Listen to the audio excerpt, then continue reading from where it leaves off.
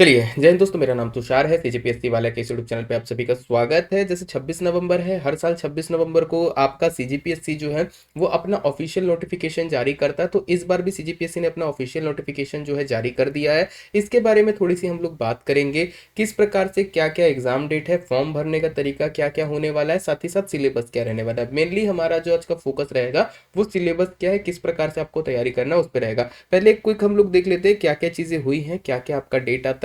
तो मेन ये नोटिफिकेशन जो आया है राज्य सेवा परीक्षा 2025 के लिए है। अगर पोस्ट की बात करेंगे तो देखो 238 आपके टोटल पोस्ट है, जिसमें 10 आपका डीएसपी का पोस्ट है, सॉरी आपका डिप्टी कलेक्टर का है, और 27 आपके डीएसपी के पोस्ट है। यहाँ पे जो एग्जाम का डेट है वो होने वाला है 22 फरवरी 2026 को। तो 22 फरवरी को दो पेपर होंगे आपके, एक सुबेरे 10 से 12 होगा और दूसरा जो है आपका 3 बजे से 5 बजे तक होगा। पहला पेपर पेपर 1 होता है, जिसमें हम लोग पूरा जनरल स्टडीज रहती है, छत्तीसगढ़ के साथ आपका जीके पूछता है।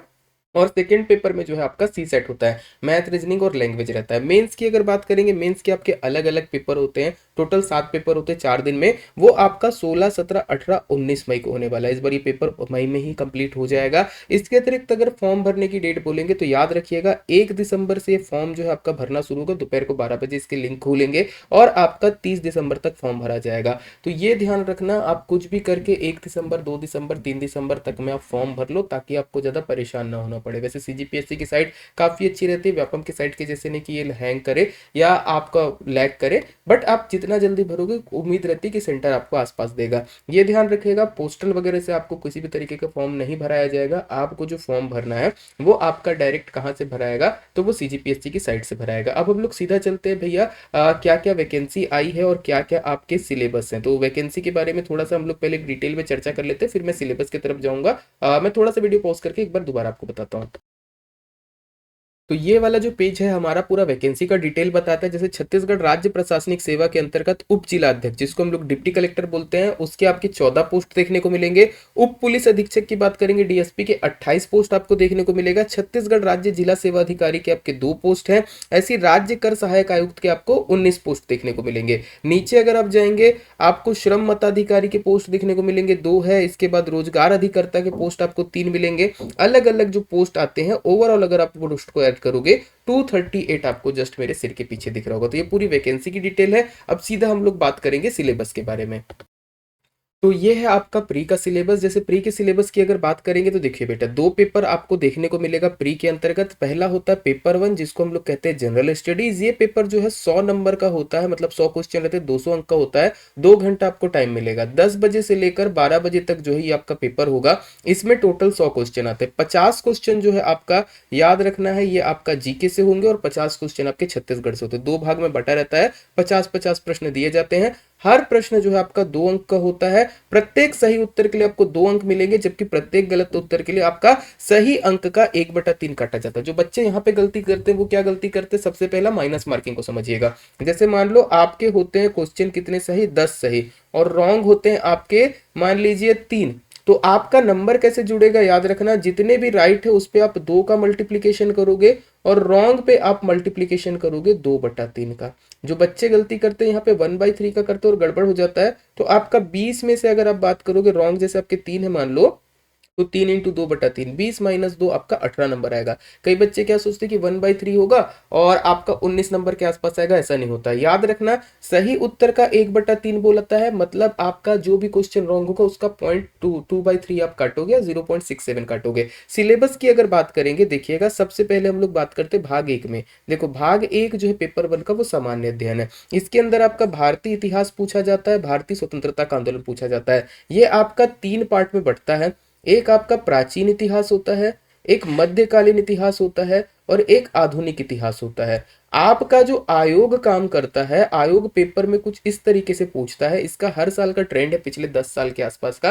प्राचीन इतिहास से ये दर्शन उठाकर आपके जो इंपॉर्टेंट शब्दावली है उनको पकड़ता है, कि मतलब यहाँ पे आपको क्या दे देगा, दर्शन से रिलेटेड या धर्म से रिलेटेड कोई शब्द दे देगा, बोलेगा इसका मतलब बताइए क्या हो रहा है या इसका अर्थ क्या था। प्राचीन में वो शब्द से खेलता है। मध्यकाल में उसने पकड़ के रखा हुआ है प्रशासन को। जो भी आपका राजा वगैरह रहे हैं आपके पिछले 5-6 साल में, अगर आप देखोगे ना, तो राजाओं ने कितना युद्ध किया, क्या किया, ये नहीं पूछता, जनरली बहुत कम कर दिया है। मेनली बोलेगा कि आप बताइए कि अकबर के नौरत्नों में कौन था, अकबर की प्रशासनिक व्यवस्था कैसी थी, या फिर आपका शिवाजी की प्रशासनिक व्यवस्था कैसी थी। जो साउथ इंडिया में हमारे चोल चेर पांडे वगैरह रहे हैं, या फिर बोल दीजिए आपका बाकी साम्राज्य जो रहा है उनकी प्रशासनिक व्यवस्था कैसी रही है। मध्यकाल में आप जब भी पढ़ाई करेंगे राजाओं को पूरा डिटेल से पढ़ना है, बट एडमिनिस्ट्रेशन नहीं छोड़ना है। आधुनिक काल में वो हर चीज पूछता है, आप कोई भी चीज आप छोड़ नहीं सकते हैं, ध्यान रखिएगा। यहाँ पे आप क्या फॉलो कर सकते हो आधुनिक काल के लिए, एनसीईआरटी।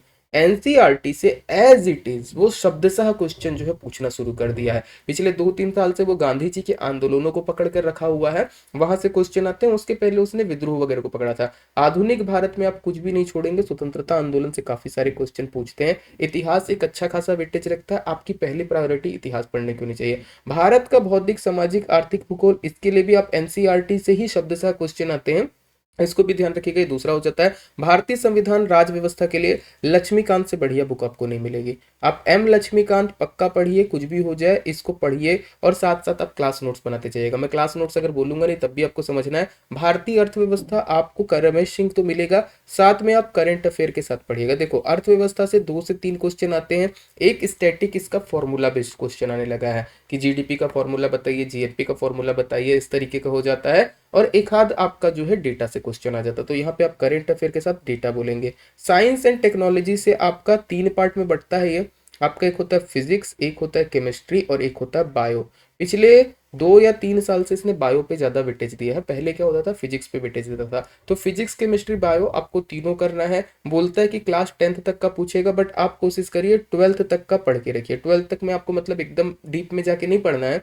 जैसे फिजिक्स होता है, फिजिक्स में जैसे कोई नियम है, तो नियम का आपको देखना रहता है कि रियल लाइफ में क्या उदाहरण चल रहा है, उसके कुछ उदाहरण है क्या, या कोई उपकरण किस सिद्धांत पर काम कर रहा है, वैसा। केमिस्ट्री पे जो है जनरली आपके जो भी यौगिक होते हैं उनके बारे में पूछा जाता है कि बताइए इस यौगिक का क्या काम है क्या नहीं है। और बायोलॉजी से अलग अलग क्वेश्चंस जो है वो आते हैं। दर्शन की बात करेंगे, जैसे मैंने बोला प्राचीन इतिहास में भी दर्शन आता है। इवन दर्शन के अंदर भी दर्शन है, दर्शन के अंदर भी दर्शन, मतलब कंफ्यूज नहीं करना है। जितने भी आपके दर्शन है, जैसे चारवाक दर्शन है, बौद्ध दर्शन है, जैन दर्शन है, इन सब के बारे में पूछता है। आयोग का फेवरेट है चारवाक।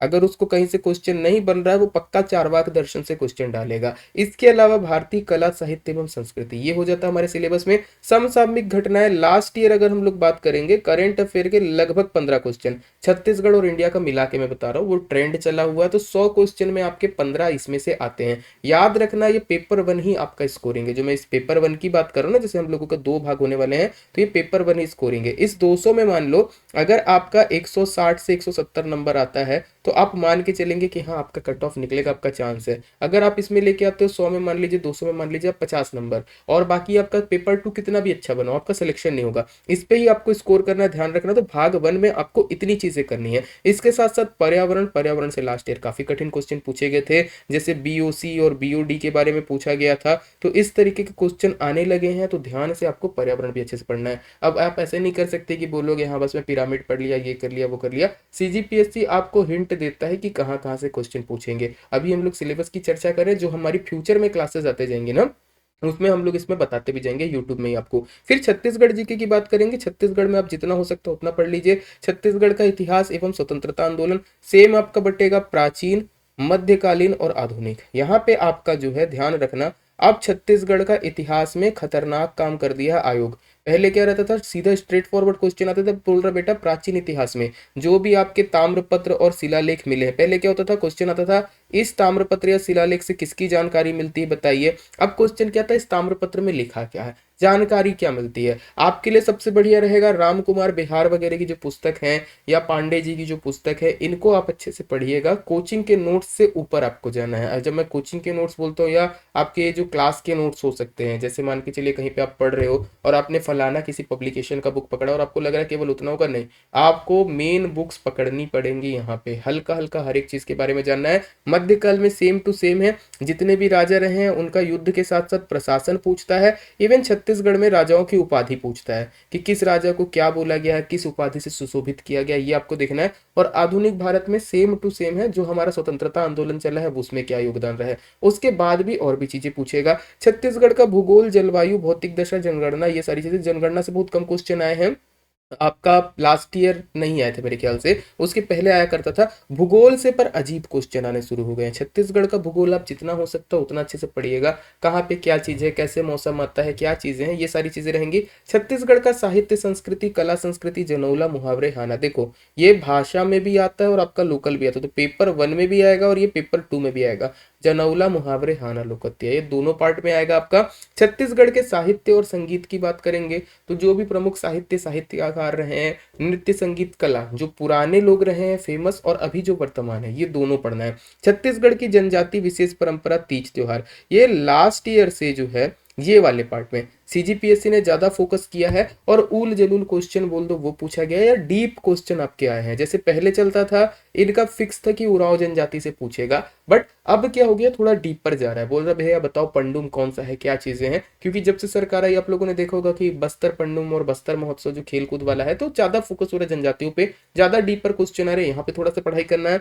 भारत की अर्थव्यवस्था के साथ साथ छत्तीसगढ़ की अर्थव्यवस्था, वन एवं कृषि, देखो ये सीधा सीधा बोलता है आप इकोनॉमिक सर्वे पढ़ो। मैं इकोनॉमिक सर्वे से क्वेश्चन पूछूंगा। इकोनॉमिक सर्वे के क्वेश्चन भी ऑलमोस्ट रिपीटेड ही रहते हैं कि बताइए इसको क्या बोला जाता है, मतलब आपका जीएसडीपी का ग्रोथ रेट कितना है, कृषि का कितना हिस्सा है, आपका उद्योग का कितना है, सेवा का कितना है, स्थिर मूल्य, और इसके अतिरिक्त बाकी चीजों पे आपको वन एवं कृषि भी है, तो वन से तो पक्का एक क्वेश्चन आता ही है आपका कि बताइए आपका टोटल फॉरेस्ट एरिया कितना है, या फिर आप बोल दो कि कौन से स्थान पे, तो इस तरह के क्वेश्चन। लास्ट ईयर आपका एक सीजीपीएससी का पेपर हुआ था एडीआई का, इसी साल हुआ था जो, उसमें क्वेश्चन क्या आया था कि छत्तीसगढ़ में कितने टाइगर रिजर्व हैं, करंट अफेयर के साथ मिला के भी क्वेश्चन आते हैं, तो ध्यान से करिएगा। छत्तीसगढ़ का प्रशासनिक ढांचा, स्थानीय स्वशासन, पंचायती राज, देखो यहाँ पे क्या है, कुछ एक्ट आपको एक्स्ट्रा मिल जाएंगे। जैसे पंचायती राज में कुछ चीजें चेंज हुई है, आपका नगरीय निकाय में कुछ चीजें चेंज हुई जो आरक्षण से रिलेटेड है वो हो गया। इसके अतिरिक्त सीजीपीएससी एक क्वेश्चन आजकल ऐसे देता है और भी जो अलग अलग अधिनियम बने हैं, जैसे नगर पालिका अधिनियम है, नगरीय निकाय अधिनियम है, वो सारा पूछता है और साथ ही साथ इसकी धाराएं पूछता है, तो इन सारी चीजों को भी पढ़ना है।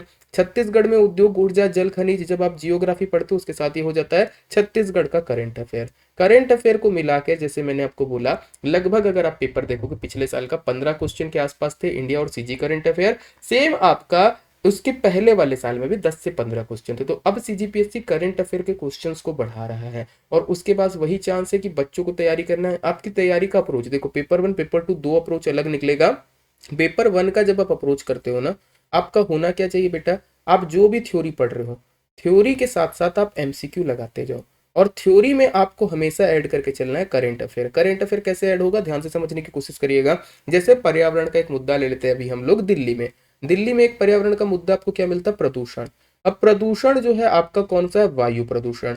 अब वायु प्रदूषण से क्या क्या क्वेश्चन बन सकते हैं, क्या क्या आपके ऐसे फैक्टर है जो वायु प्रदूषण को दिखा रहे हैं, वो आपको पता करना है। जैसे कि आपका होता है एक PM2.5, तो सबसे पहले आपको यहां तक जाना पड़ेगा और क्वेश्चन आयोग कुछ इसी प्रकार के बनाते हैं। बताइए वायु प्रदूषण को इंगित करने वाले कारक क्या क्या हो सकते हैं।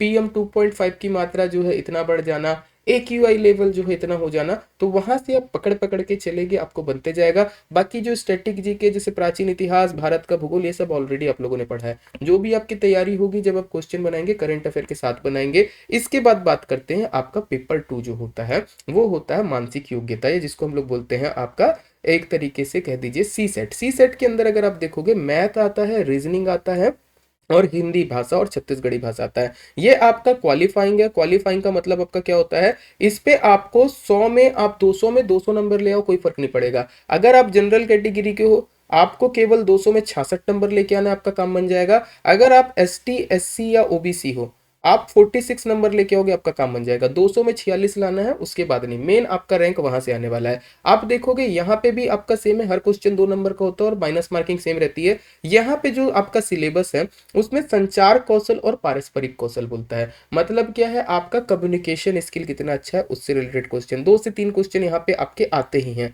तार्किक और विश्लेषणात्मक क्षमता बोल दो एक तरीके से, और आपका निर्णय निर्माण की क्षमता, यहाँ से भी 2 से 3 क्वेश्चन आते हैं। सामान्य मानसिक योग्यता रीजनिंग की अगर आप बात करोगे, देखो छत्तीसगढ़ी भाषा और हिंदी भाषा, इससे आपके 35 क्वेश्चन आते हैं। बाकी टोटल 65 क्वेश्चन आ रहे हैं। रीजनिंग के लगभग आपको मिल जाएंगे 20 क्वेश्चन के आसपास। बाकी जो मैथमेटिक्स है ना, मैथमेटिक्स के आपके क्वेश्चन आ जाते हैं 20 से 30। कभी रीजनिंग का वेटेज बढ़ा देता है, कभी मैथ का वेटेज बढ़ा देता है। ये वाले पोर्शन पे अगर आपका मैथ बहुत अच्छा है या लैंग्वेज बहुत अच्छा है, प्रीलिम्स पे आपको ज्यादा मेहनत करने की आवश्यकता नहीं है। अगर आप प्रीलिम्स की तैयारी कर रहे हो, आपका मेन फोकस ऐसा है कि मेरे को सीजीपीएससी सिर्फ प्री देना है, बाकी एग्जाम अभी मेरे लिए उतने इंपॉर्टेंट नहीं है, आपको इसको निकालने के लिए उतना दिक्कत नहीं है। देखो ध्यान से, हिंदी और छत्तीसगढ़ी आप अच्छे से पढ़ लो। लगभग 35 क्वेश्चन हर बार आपका पिछले 3-4 साल से आ रहा है, पहले कम आते थे। यहाँ पे आपके 35 नंबर श्योर शॉट है। अगर आपके 35 नहीं आते, उम्मीद करके चलो आप 20 बना लोगे।